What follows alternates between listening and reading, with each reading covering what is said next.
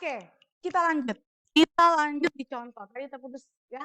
Jadi nanti video ini adalah video kedua. Jadi nanti kalau kalian buka materinya ada video pertama dan video kedua. Ini video kedua. Jadi nonton dulu video pertama baru nyambung ke video kedua. Contoh keselamatan secara psikologis. Tadi sudah jelaskan bagaimana ada benjolan di payudaranya, Nyonya Erot ada benjolan di payudaranya, merasa cemas. Apa yang dilakukan sebagai seorang perawat untuk keselamatan psikologisnya? Yang pertama adalah perawat mencoba membina hubungan saling percaya.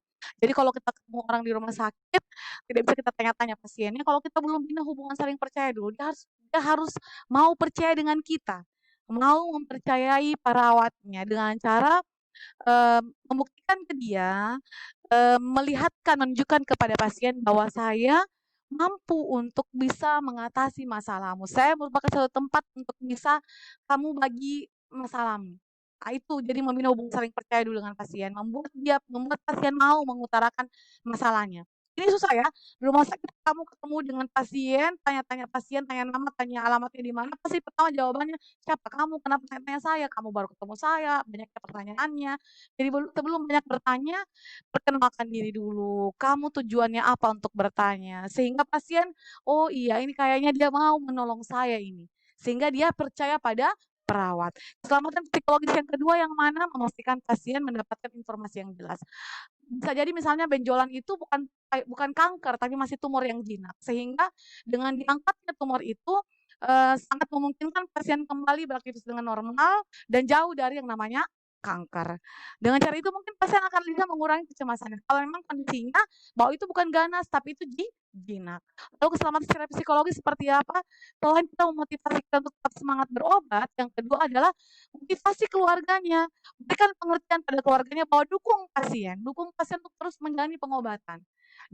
Karena orang itu akan semangat melakukan sesuatu ketika ada support system, baik itu keluarga, teman, sahabat yang terdekat dengan kita itu akan menjadi support system, sistem pendukung gitu yang bisa membuat seorang bangkit mau berusaha untuk menjalani pengobatan. Hal-hal yang mengancam seperti apa? Hal-hal yang mengancam keselamatan kita seperti apa? Kita lihat. Yang pertama di rumah. Kenapa di rumah bisa mengancam keselamatan? Iya, kalau misalnya kondisinya sampai kamar mandi licin, pas orang lewat jatuh, itu ancaman itu. Eh, gas, kompor gas, itu ancaman nggak? Ancaman. Ketika kita tidak berhati-hati bisa jadi ada kebakaran gas. Kemudian listrik, nah, itu juga bisa jadi instalasi listrik itu bisa mengakibatkan ketidakamanan. Lalu di rumah sakit seperti apa? Sudah dijelaskan tadi infeksi nosokomial. Infeksi yang ditemukan di rumah sakit. Pasien datang dengan gejala pulang-pulang infeksi di otaknya. Kenapa bisa? Bisa jadi prosedurnya tidak tepat, perawat yang melakukan prosedur tidak menjaga kebersihannya, tidak memproteksi dirinya sehingga pasien pasien mengalami infeksi. Kesalahan prosedur itu sering. Kalau pernah dengar kasus tiba-tiba ternyata ada satu alat operasi yang tertinggal dalam perut pasien.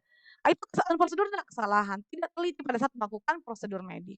Peralatan medik tidak bersih, tidak dilakukan sterilisasi sehingga bisa mengakibatkan infeksi pada pasien. Ingat keselamatan ini tidak hanya keselamatan pasien ya. Kalau kita tinggal dari perawat sendiri, ada pasien dengan HIV, kamu tidak melakukan prosedur yang benar, menyuntik juga tidak menggunakan alat pelindung yang benar, akibatnya apa? Yang terjadi bisa jadi kamu juga terinfeksi virus HIV. Ini sudah banyak terjadi. Perawat datang ke ruangan pasien HIV, bawa jarum suntiknya, setelah dia menyuntik, dia tutup jarum suntiknya itu seperti menutup pulpen.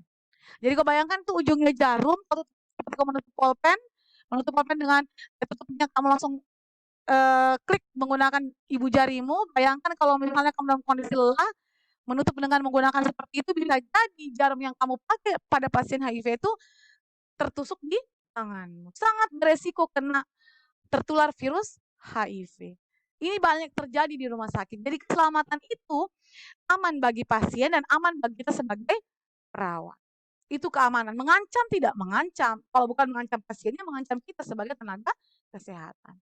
Ada lagi kasus di mana perawat ruangan pasien HIV sendal jepit pada saat dia pergi menyuntik pasiennya. Setelah selesai menyuntik, tidak sengaja jarumnya jatuh tertancap di punggung kaki pasien. Padahal jarum yang digunakan untuk mengambil darah vena pasien. Luar biasa, besar sekali kemungkinan dia tertular virus HIV. Ada lagi kondisinya seorang dokter spesialis obgyn, spesialis kandungan, pada saat dia melakukan operasi sesar pada pasien HIV, dia lupa menggunakan kacamata operasi. Pada saat dia belah perut pasien, darahnya muncrat kena cairan matanya. Beresiko kena HIV sangat beresiko. Jadi keselamatan itu tidak hanya keselamatan pada pasien, tapi juga keselamatan kita sebagai tenaga kesehatan. Kondisi yang mengancam keselamatan sudah saya jelaskan dari awal kita bertemu dalam virtual seperti ini. Jatuh itu mengancam, bukan jatuh cinta ya, jatuh di kamar mandi, terpeleset, Anda jatuh dari tangga, nah, itu juga mengakibatkan gangguan keselamatan. Jatuh cinta mengancam dirimu secara psikologis. Ya, kan ada orang yang biasanya bunuh diri karena jatuh cinta, mengancam nyawa juga itu kalau tidak dilakukan dengan benar ya. Nah, cinta sesuai dengan porsinya, jangan cinta berlebihan. Kayak kambing rasa coklat, itu bahaya. Nah, biasanya kalau kalian berkunjung ke rumah sakit jiwa, banyak orang yang di sana tertinggal di rumah sakit jiwa, dirawat berkali-kali masuk karena cinta. Cintanya ditolak, cintanya ditolak, ditinggalkan pasangannya, itu banyak. Akhirnya kondisinya adalah secara kejiwaan dia mengalami gangguan. Keselamatan terganggu keselamatannya. Jadi jatuh itu mengganggu. Jatuh secara fisik, jatuh secara psikologis mengganggu. Kalau secara psikologis itu tadi, jatuh cinta yang berlebihan, membuat dia tidak siap menerima kondisinya, gangguan jiwa. Rumah sakit jiwa sudah memperluas bangunannya sekarang, sudah banyak gedung-gedungnya. Jadi kalau misalnya kalian ingin merasakan bagaimana tinggal di rumah sakit jiwa, ya silahkan. Rumah sakit jiwa sekarang sudah menambah bednya di sana untuk menampung gangguan-gangguan jiwa. Jatuh secara fisik, kecelakaan yang kemudian nantinya mengakibatkan pasien tidak sadar, perdarahan di otak, itu bisa mengancam keselamatan pasien. Bagaimana mengantisipasi kondisi jatuh ini? Di rumah sakit sangat terus dipantau pelayanan keperawatan di rumah sakit dengan cara perawat jangan lupa memasang pengaman tempat tidur saat pasien sedang tidur, atau tidak menginfokan pada keluarga ketika pasien ingin tidur, tolong pengaman tempat tidurnya dipasang. Kemudian di rumah sakit juga bel pemanggil itu terjangkau tempatnya, sehingga pasien itu tidak perlu melakukan gerakan yang jauh untuk bisa menjangkau belnya, selalu dekat-dekatnya, sehingga jarak jangkaunya yang dekat ini tidak mengancam pasien untuk bisa jatuh. Kemudian pastikan lingkungannya aman, bel panggilnya terjangkau, cahayanya bagus sehingga pasien tidak terancam untuk jatuh. Lalu mengancam yang lain adalah oksigen. Kenapa bisa oksigen mengancam? Karena oksigen itu dibutuhkan oleh tubuh, dibutuhkan, tapi mengancam ketika misalnya di rumah sakit instalasi oksigennya tidak bagus. Ada orang yang keracunan oksigen dan diberikan oksigen berlebihan dari apa yang dia butuhkan. Mengancam enggak? Mengancam. Sehingga di rumah sakit, ketika orang bangun rumah sakit, yang dia perlu perhatikan selain bangunannya, ya itu tadi instalasi oksigennya, listriknya, karena selain dia mengancam kebutuhan para pekerjanya, perawat, dokter, dan lain sebagainya, cleaning service-nya, dia juga bisa mengancam pasiennya. Jadi instalasi oksigennya harus tepat di rumah sakit. Kemudian yang berikutnya, kondisi yang mengancam keselamatan adalah prosedur medis. Ini yang paling sering. Jadi di rumah sakit, karena memberikan obat pada pasien, enam benar, mungkin akan dipelajari nanti di farmakologi, 6 benar. Benar orangnya, tanyai orangnya. Bu, benar kita namanya Bu Lestari? Iya, saya Bu Lestari. Umurnya ini? Iya benar, berarti benar orangnya. Benar obatnya, jangan sampai obatnya Bu Lestari antibiotik, kamu kasih dia obat nyeri, bukan obat antibiotiknya. Berbahaya pada pasien. Pasien tidak nyeri, kenapa dikasih obat nyeri? Padahal pasiennya adalah pasien yang membutuhkan antibiotik. Benar orangnya, benar obatnya, benar dosisnya. Dosisnya 3x1, kamu berikan dia 4x1. Berbahaya pada pasien. Benar waktunya. Harusnya jam 12 kamu kasih, jam terlalu lama jam 12, jam 10 bisa kasih lagi. Padahal kamu baru memberikannya jam setuju. Benar orang, benar obatnya, benar dosisnya, benar waktu pemberiannya, benar cara pemberiannya. Cara pemberiannya apa? Oh, ini obat, masuknya lewat anus. Jangan lewat anus, kamu suruh dia minum. Jadi lihat, ini masuknya di mana? Apakah lewat anusnya, lewat oralnya, atau lewat mana? Jangan sampai ini adalah obat tetes. Kok tetesnya bukan, oh ini obat tetes, oh tetes di mulut ini bukan, karena tetes di mata. Baca bahaya status pasien.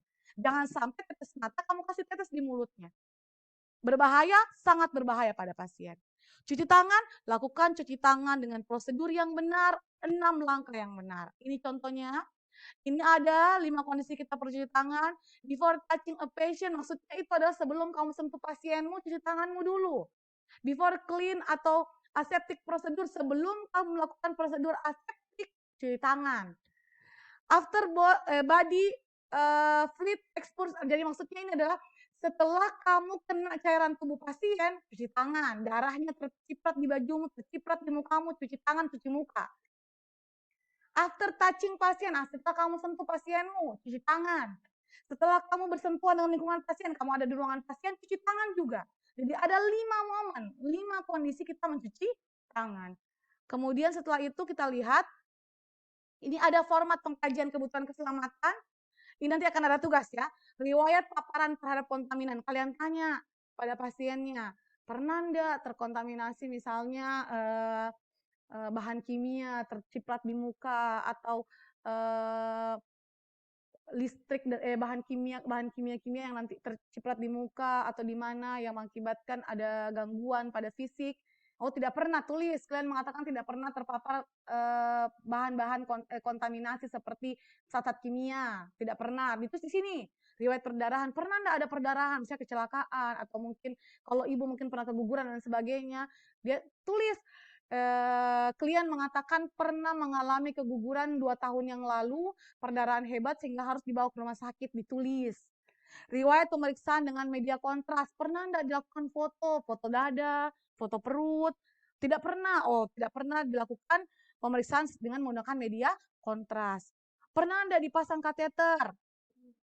Kateter IV itu maksudnya infus. Berapa lama dipasang? Mengiritasi tidak pernah anak bengkak pada saat dipasang. Itu ditanya. Pemasangan kateter dan waktu pernah enggak pasang kateter? Pernah enggak ibu mengalami keluhan sehingga ibu tidak boleh sama sekali bergerak di tempat tidur terus? Itu ditanya, itu maksudnya pertanyaannya ini. Luka pada kulit, ada enggak lukanya pada kulit? Oh, ada lukanya. Kalau tidak ada tulis tidak ada luka pada kulit. Benda asing pada luka, ada enggak benda asing? Maksudnya itu nanah dan sebagainya, ada enggak pada lukanya? Benda asing misalnya ada tertancap pisau dan sebagainya, kalau tidak ada ya terus tidak ada. Riwayat jatuh, pernah ada riwayat jatuh, apa penyebab jatuhnya dituliskan di sini. Kelemahan umumnya, pernah enggak mengalami kakinya sampai lemah, tidak bisa bergerak sama sekali. Kalau ada dituliskan. Ini adalah format pengkajian kebutuhan keselamatan dan keamanan pasien. Nah, sekarang kita lihat apa tugasnya. Tugas kalian adalah melakukan pengkajian menggunakan format kebutuhan yang nantinya akan kalian ambil di VLab dalam bentuk Word. Nanti tinggal download saja, terus kalian mengisi format itu. Format setelah diisi formatnya dikirim nanti ke VLab, akan ada tempat pengirimannya. Kemudian pada saat kalian melakukan pengkajian pada pasien, divideokan. Jadi ada 2. Pertama, hasil pengkajianmu itu dikirimkan lewat forum yang akan saya buka nanti, tempat pengiriman tugasnya. Yang kedua, videokan pada saat kau mengkaji supaya saya lihat bagaimana kamu mengkaji pasien. Videonya akan dikirimkan di link yang nantinya akan saya kirim linknya, akan saya infokan kepada Sipen bagaimana cara mengirim videonya. Tapi untuk hasil pengkajianmu, format pengkajian yang sudah kamu isi nantinya akan dikirim di VLab. Akan saya kirimkan tempat pengirimannya. Oke? Saya rasa cukup dari saya. Semoga materi pada hari ini bermanfaat. Saya berharap semua menonton video ini. Jika tidak menonton akan terlihat aktivitasnya di VLab. Walaupun kalian sudah mengisi absensi, akan tetap saya alpakan ketika kalian tidak membuka VLab sama sekali. Mudah-mudahan ini bermanfaat. Bagi yang tidak mengerti, tidak paham, ada beberapa kalian tidak pahami, boleh bertanya di forum. Forum diskusi akan saya buka di VLab. Bisa bertanya kapan saja. Selama kalian tidak paham, boleh bertanya. Akan saya jawab lewat VLab juga dan kalian bisa melihat jawaban saya nanti di forum ya. Saya tutup dengan ucapan wabillahi taufiq wal hidayah. Assalamualaikum warahmatullahi wabarakatuh.